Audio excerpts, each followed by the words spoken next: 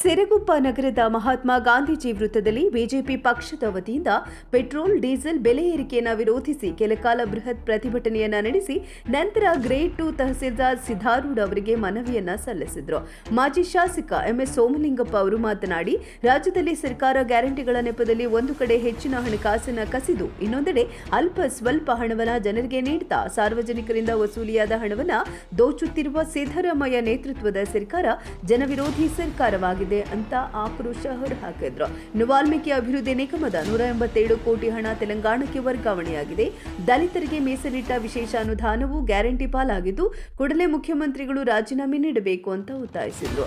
ತಾಲೂಕಿನಲ್ಲಿ ಕೆಲವು ಮುಖಂಡರು, ಅಧಿಕಾರಿಗಳು ಪೊಲೀಸರ ಕುಮ್ಮಕ್ಕಿನಿಂದಲೇ ರಾಜಾರೋಷವಾಗಿ ನೋಂದಣಿಯ ಹೆಚ್ಚುವರಿ ಶುಲ್ಕ, ಮರಳು ಮತ್ತು ಸಾಗಾಣಿಕೆಗಳ ದಂಧೆಗಳನ್ನು ನಡೆಸ್ತಾ ಇದೆ ಅಂತ ಆರೋಪಿಸಿದ್ರು.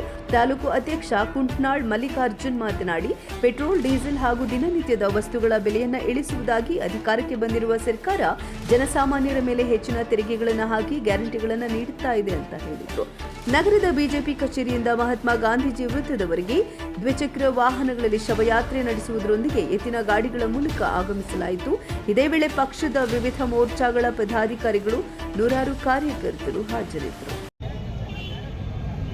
ತಾಲೂಕಿನಲ್ಲಿ ಅನೈತಿಕ ದಂಧೆಗಳು.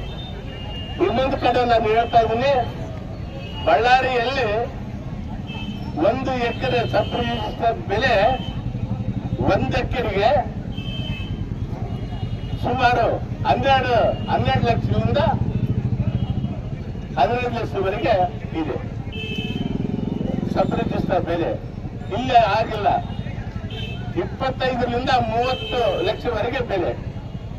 ಅಂದ್ರೆ ನಮ್ಮ ಸಬ್ ರಿಜಿಸ್ಟರ್ಗೆ ನನ್ಗೆ ಅನಿಸ್ತದೆ ಬೆಳ್ಳಿ ಕಿರೀಟ ಕೊಡ್ತಾ ಇದ್ದಾರೆ ಅನ್ನೋದು ನನ್ಗೆ ಅನಿಸ್ತಾ ಇದೆ.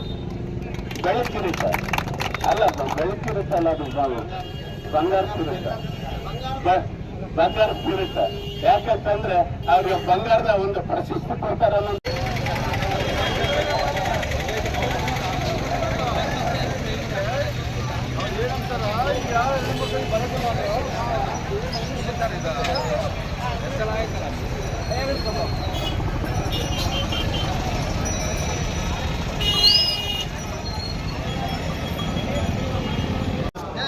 ಹಣ ದುರುಪಯೋಗ ಸಾಧ್ಯವೇ?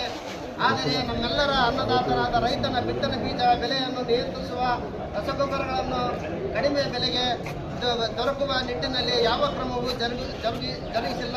ಇದರಿಂದಲೇ ಈ ಕಾಂಗ್ರೆಸ್ ಸರ್ಕಾರ ಕೇವಲ ಶ್ರೀಮಂತ ವರ್ಗದ ಪರವಾಗಿ ಎಂಬುದು ಸಾಬೀತಾಗುತ್ತದೆ. ಹಾಡು ಹಗಲಲ್ಲಿ